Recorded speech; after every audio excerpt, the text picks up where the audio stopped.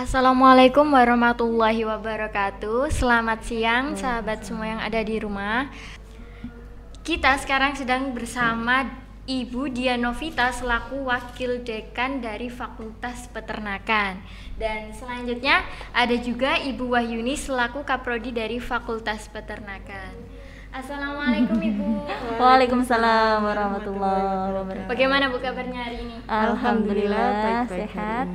Alhamdulillah kita masih bisa diberikan kesempatan untuk bertemu di channel Litbang Pemas Unisla. Nah, yang pertama sebelum membahas lebih dalam, saya mau bertanya tentang pertama nih Bu, Fakultas Peternakan itu apa sih, profilnya gimana? Bisa dijelaskan? Terkait dengan profil Fakultas Peternakan ini sendiri tidak terlepas dari sejarah berdirinya Fakultas Peternakan, di mana bersama-sama dengan berdirinya Universitas Islam Lamongan, di situ ikut juga ada beberapa fakultas yang mulai ada, yakni termasuk juga Fakultas Peternakan Unisla. Kemudian saat ini Fakultas Peternakan Unisla ini sudah terakreditasi B, ya. B ini otomatis sudah cukup bagus akreditasinya. Kemudian struktur organisasi di Fakultas Peternakan saat ini, ya, ini ada dekan dari Fakultas Peternakan adalah Bapak Dr. Edi Susanto, SPTMP. Kemudian saya Wakil Dekan Bu Dianovita Alkurnia, SPT MAGR. Kemudian ada Kaprodi Peternakan adalah Ibu Wahyuni, SPT MSI. Nah, kemudian profil Fakultas Peternakan tidak terlepas dari profil lulusannya juga, yakni lulusan kami Fakultas Peternakan ini beberapa ada yang menjadi pegawai negeri sipil di Dinas Peternakan, kemudian menjadi inseminator di beberapa daerah, kawin suntik seperti itu. Nah, ini lulusan kami banyak juga yang menjadi inseminator. Alhamdulillah cukup bagus juga ya Bu. Iya. Tukang kawin. Sudah tersebar di beberapa wilayah seperti di Gresik itu ada alumni kami, kemudian di Bojonegoro, di Jombang itu ada inseminator yang alumni lulusan Fakultas Peternakan Unisla. Itu kemudian ada juga yang menjadi manajer farm, ini sudah ada lulusan kami. Sudah ada, manajer di suatu perusahaan multinasional dan alhamdulillahnya mendapat predikat prestasi manajer terbaik atau best manager di PT Caron Pok Panjaya Farm di tahun 2018, jadi se-Indonesia. Alhamdulillah. Jadi kualitas dari Fakultas Peternakan ini sudah tidak diragukan lagi Bu ya? Betul sekali. Insya Allah sudah ada branded tersendiri di masyarakat. Ini terbukti dengan beberapa tahun terakhir ini jumlah mahasiswa baru fakultas kami ini sekitar 60 orang. Iya, yang baru ini beberapa tahun itu selalu berkisaran itu, kisaran 60. Selalu meningkat. Iya, dan selalu meningkat. Artinya animo masyarakat sudah banyak dan lebih dan bagus. sudah punya branded tersendiri kayak gitu. Ya, biasanya kan ada yang meragukan apa sih Fakultas Peternakan, buat apa? Nah, itu benar. Sekarang jadi sudah terbukti gitu Bu ya. Kebanyakan mahasiswa calon mahasiswa ya, mungkin yang lulusannya SMA, SMK itu menerka-nerka peternakan itu seperti apa. Kebanyakan mereka berpikir karena memang di SMA tidak ada pelajaran peternakan kan ya. Artinya biologi seperti itu, tidak menjurus pada peternakan. Nah, mereka berpikir dikiranya mungkin peternakan hanya melihara ya sapi atau ayam saja gitu ya, sobo kandang katanya atau istilahnya seperti itu. Tapi tidak demikian. Peternakan itu sistem bio-sosioekonomi. Jadi dipelajari banyak sekali dari biologinya, sosial, juga ekonominya. Jadi kalau ingin jadi wirausaha, ya peternakan solusinya. Peternakan mempelajari mulai dari kandang, ya, mulai dari kandungan bahkan, kemudian sampai ternak itu lahir, kemudian sampai dipelihara di kandang, tata laksana perkandangannya, pakannya, genetikanya, sampai menyajikan produk hasil ternaknya di atas meja makan. Nah, itu semua dipelajari di peternakan, lengkap dari hulu sampai hilir. Jadi selain lulusan kami tadi bisa menjadi pegawai negeri sipil ya di Dinas Peternakan, bisa menjadi inseminator, kemudian bisa juga menjadi manajer farm, juga bisa berwirausaha sendiri tentunya. Nah, itu yang paling utama. Nah, karena wirausaha ini kan saat ini penting sekali untuk perekonomian di suatu negara. Jadi bisa bermanfaat untuk masyarakat lebih juga, banyak. meluangkan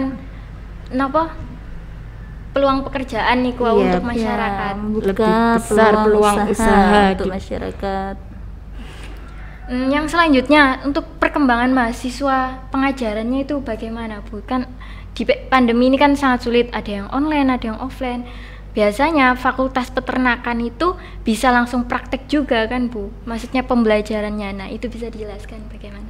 Ya, jadi untuk prodi peternakan pada saat awal pandemi sampai dengan mulainya diterapkan normal. New normal itu kemarin ada WFH, PSBB ya, kemudian juga sekolah dari rumah atau kuliah dari rumah daring. Jadi kita mengikuti aturan pemerintah maupun kebijakan rektor. Jadi kita ikuti. Kalau untuk yang kemarin tatap muka belum dilakukan, jadi masih daring. Tapi mulai dari semester ini itu sudah mulai blended learning, artinya pembelajaran online offline secara terpadu. Nah, untuk mata kuliah yang praktikum di peternakan banyak mata kuliah praktikumnya, kurang lebih 40%-an. Nah, itu tetap dilaksanakan praktikum namun melaksanakan atau harus sesuai dengan protokol kesehatan. Jadi Ya. Jadi selain ada beberapa menerapkan shift atau kelompok di beberapa kelas itu, yang satu kelas misalnya terdiri dari 60 orang ya,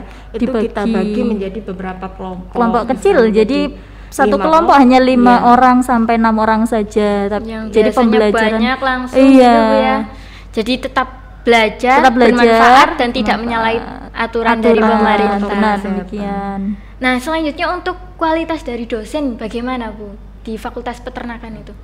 Alhamdulillah kalau dosen di Fakultas Peternakan Pak Dekan kita itu S1, S2, S3 Universitas Brawijaya Bu ya. Dan baru menyelesaikan doktornya sudah 1-2 tahun yang lalu Bu ya. Kemudian ada dokter lagi. ada dokter juga lagi dari dari Universitas Brawijaya, Dr. Mufid Dahlan yang sekarang menjadi sekretaris yayasan. Nah, itu nggih. Kemudian ada beberapa dosen juga lulusan IPB, IPB, Universitas Brawijaya. kemudian UNER, Brawijaya, kemudian UGM, dan bahkan ada salah satu dosen kami, Bu Ratna Kumala Dewi, beliau S1-nya IPB, S2-nya double degree, jadi di UGM dan di Jepang, University of apa Bu? Kyoto. Keio University. Keio University. Nah, Berarti itu selain beliau. akreditasinya tidak diragukan, Nah, terus untuk lulusannya tenaga pengajarnya juga sudah subhanallah, qualified Masya lah Allah, ya. sudah Kalau sampai. dilihat dari lulusannya tadi tentu saja sudah tidak meragukan. dan setiap tahun juga mahasiswanya meningkat. meningkat, Semua alhamdulillah. pengajarnya S2 dan S3 di Fakultas Peternakan. Terus selanjutnya untuk pengabdian dan pengajaran di masyarakat itu penelitiannya bagaimana Bu? Ya. Untuk pengabdian ini alhamdulillah Fakultas Peternakan tentu saja selain dosen yang terlibat juga ada mahasiswa kami yang terlibat. Untuk saat ini ada PHP 2D ini adalah Lolos tingkat nasional, alhamdulillah. PHP 2D. Jadi di Universitas Islam Lamongan ini 2 kelompok yang lolos dan salah satunya adalah dari tim Fakultas Peternakan. Ini sedang pengabdian di Sedang pengabdian dan sekarang sedang dilaksanakan. Pengabdiannya adalah melatih kelompok ternak. Jadi membentuk kelompok ternak dan juga melatih atau mendampingi kelompok ternak untuk bisa lebih berdaya dengan membuat pakan dari limbah-limbah peternakan di sekitar. Jadi inovasi-inovasi pakan hasil penelitian kakak kelasnya, hasil penelitian teman-temannya, juga hasil penelitiannya sendiri dibawa ke desa, diterapkan, ditransformasi ke desa, begitu. Terus ini Bu, bagaimana untuk peluang Fakultas Peternakan di era pandemi kayak gini? Biasanya kan masyarakat kayak stres gitu, mau ngapain, bingung, apalagi selama 6 bulan ini kan kita di rumah terus. Nah, peluangnya untuk masyarakat itu apa saja? Terkait dengan peternakan ya. Peternakan ini kan tentu saja outputnya adalah menghasilkan suatu produk. Nah, produknya ini adalah produk-produk hewani, di mana produk-produk hewani ini di masa pandemi justru sangat dibutuhkan sebenarnya, dibutuhkan dalam jumlah yang lebih banyak. Karena apa? Karena dengan kita banyak mengkonsumsi pangan protein hewani, otomatis imunitas tubuh ini akan lebih meningkat. Nah, ini yang dibutuhkan di era pandemi ini. Jadi justru di era pandemi ini permintaan terkait dengan produk protein hewani ini tidak berkurang, seperti itu, hampir sama atau semakin naik dari era-era sebelumnya, maksudnya sebelum masa pandemi, seperti itu. Berarti selain tadi kualitasnya sudah tidak diragukan, bermanfaat juga untuk masyarakat. Selama manusia itu ada di dunia, kan tentu saja produk peternakan ini selalu dibutuhkan oleh masyarakat, seperti itu. Nah, jadi itu. Nah, ini juga yang menjadi sedikit pemikiran dari teman-teman ketika saya tanya maba ketika awal masuk, kenapa memilih peternakan? Nah, itu mereka menjawab, karena gini Bu, saya mikir, iya ya, peternakan itu kan penghasil protein hewani. Jadi selagi ada manusia yang lahir, berarti kebutuhan terhadap protein hewani itu ada, ya, dan nanti sudah MPASI, saingannya tidak banyak, jadi telur, kayak gitu. Yang ini. Nah, itu kadang yang masyarakat itu banyak yang nggak tahu gitu kan Bu. Misalnya kalau ngapain sih masuk peternakan, nanti dikira cuma ternak di kandang aja yang gini, padahal banyak sekali manfaatnya dan buktinya bisa sampai ke nasional, bahkan nanti insya Allah sampai internasional juga. Amin, alhamdulillah. Kemarin alhamdulillah juga sudah ke internasional ya teman-teman dari Fakultas Peternakan. Tahun kemarin lolos KBMI, kompetisi bisnis mahasiswa Indonesia, yang kemudian 1 tahun kemarin, tahun 2019, 5 tim Unisla lolos dan kelima-limanya adalah Fakultas Peternakan, alhamdulillah. Nah, itu ada event Expo KMI-nya di Batam, dekat dengan Singapura, sehingga teman-teman juga ada studi banding ke Singapurnya begitu. Jadi alhamdulillah kemarin sudah sempat sampai go internasional ke Singapura itu untuk memperdalam keilmuan di bidang bisnisnya, studi banding ke Singapura begitu. Nah, yang terakhir nih Bu, apa yang disampaikan untuk masyarakat untuk Fakultas Peternakan sendiri?